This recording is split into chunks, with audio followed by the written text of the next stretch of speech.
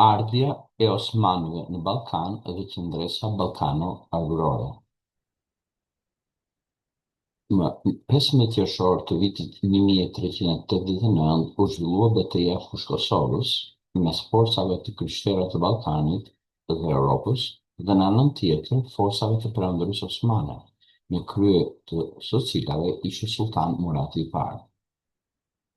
Kryetrimi shqiptar i kohës, Milush Nikol Danai, nga fshati Kopilik i Drenicës, depërtoi me dinakri të çadrën e Sultan Muratit dhe e vrau atë.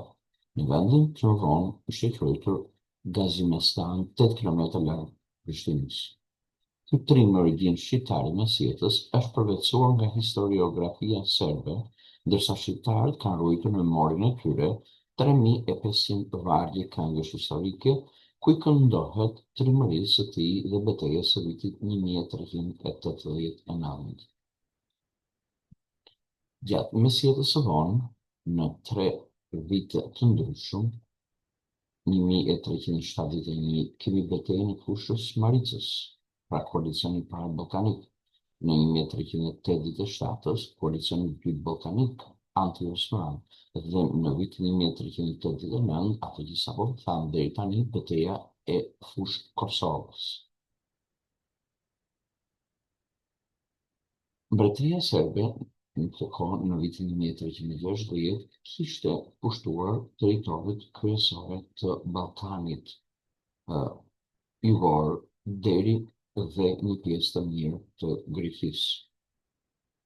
Në këtë kohë kemi pasur shumë princa Ballkanas, arbror, serb e të tjerë, të cilët ushtrisën ndrimin e tyre në mbretërinë serbe. Në territoret lindore të Serbisë ishte Bizanti, por tashmë shumë i dobësuar. Qëndrimi i klasës feudale ballkane dhe shqiptare ndaj Osmanëve. Osmanët përparuan nga ngushtica e Dardaneleve, u vendosën në Adrianopol dhe më pas bën betejat e tyre në Fushë Maricë, në Fushë Kosovë, betejat e Savrës, që kemi thënë deri tani në principatat argërore. Pra, nuk erdhën me njëherë, nuk e pushtuan Ballkanin brenda ditës, ata bën disa beteja derisa pushtuan të gjithë Ballkanin.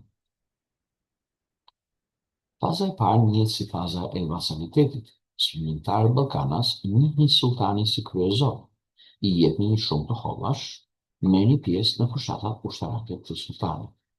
Pra, pronat e tyre kthehen nga prona të cilët ishin private të tyre personale në prona të kushtëzuara, të cilët kushtëzoheshin feudalët që ta njihin sultanin si kryezor dhe zakonisht në raste të tilla i jepin peng edhe djemtë të tyre, të cilët rriteshin në oborrin e sultanit. Ndërsa ishte edhe rasti i Gjon Kastrioti me djalin e tij Gjeri Kastrioti. I jepnin shumë të hollash, pra pagunin taksa sultanit dhe merrnin pjesë në fushatat ushtarake të sultanit.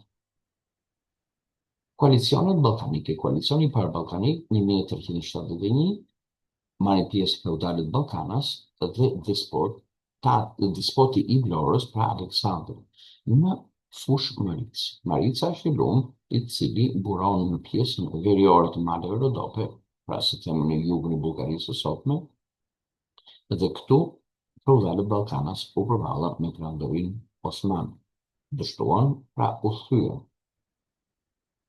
Në koalicionin e dytë, 1387, mori pjesë shteti serb, shteti bosnjak, shteti bullgare, Balçaj, të cilët përsëri u thyen. Kjo betejë mendohet që është bërë në qendër të Ballkanit. Po sundimtarët e tjerë Ballkanës, me cilën palë u bashkuan, një pjesë e tyre pro-Perandërisë Osmane, një pjesë e tyre ndjenën neutral. Pra, Ballkani nuk është tërësisht i bashkuar, por që të caktuar. Më rritë që kishin në njëra tjetrën principatat ballkanase, quan që ata të mos bashkohen dhe gjithë kundër Perandërisë Osmane dhe të mos fitonin në këtë betejë. Dhe koalicioni i tretë dhe i fundit 1389 njihet si betejë e Fushë Kosovës, në cilën e udhëhoqi këtë si koalicion mbreti serb Lazari. Në anën tjetër të forcave osmane, kemi Sultan Muratin e parë, pra Sultan Bayezidi,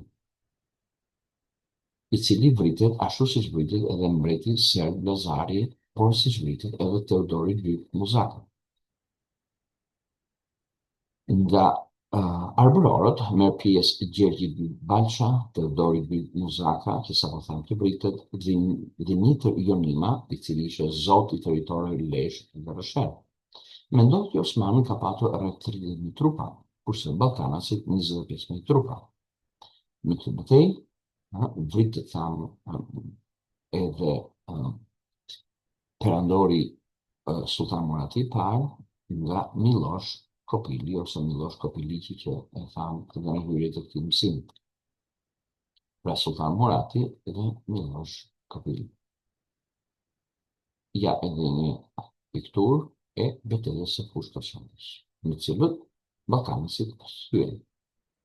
Kjo thyrje ballkanase çoi që kishte fundi pavarësisë së principatave arbërore dhe ballkanase, dhe tashmë perandoria osmane nuk kishte më pengesë tjetër përpara për të pushtuar Ballkanin, pra Ballkani pushtohej.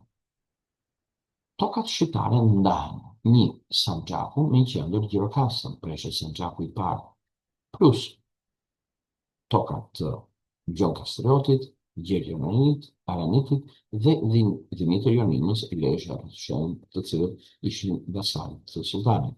2. Tokat në zotrimin Venetikas ishin kryesisht territore bregdetare, kryesisht ato që qytetet më nda si Durrësi, Lezhë, Shkodra e të tjerë.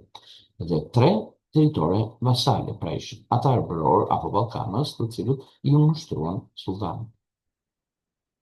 Familjet feudale shqiptare që luftonin për të ruajtur zotrimet dhe lirinë e tyre. Kastriotët kishin territoret nga Dibra në Mat në Ishëm, kishin dalje. Gjon Kastrioti ngre krye dhe humbet Dibrën e Madhe pas luftës Osmano-Veneto, pranon vasalitetin. Është koha kur I jep peng ndjenjët e tij. Arjaniti, Gjergj Arjaniti, në 1433-1435, ngre krye, shpartallon ushtrinë prej 10.000 vjetësh të perandorisë osmane, të dërguar nga Sultan Murati II në Buzurshek të Elbasan. Fama e tij u përhap në gjithë Europën dhe ngjalli shpresa për shlimbimin e këtyre territoreve nga perandoria osmane. Tjetër, kemi Dugajinët në pjesën veriore të territoreve arbërore. Ja dhe principata e Gjon Kastriotit e heton në një part, ku Gjoni kishte dalje në grunderjen e Ishnit, aty ku kishte krijuar dhe kriporën e Shmadas. Përfituesi më I madh I kryqëzatave, kemi thënë që ka ndodhur disa kryqëzata, ishte Venediku, Venecia. Në shekullin, kjo është një hartë e shekullit të 15. Venediku zotronte territore bregdetare, pra jo në brendësi të kontinentit, dhe përdorte këto si territore tregtare që shiste dhe blinte produkte nga zonat e brendshme. Pra, fshatarët vinin nga brendësia, blinin produkte venetikase dhe shisin lirë produktet e tyre.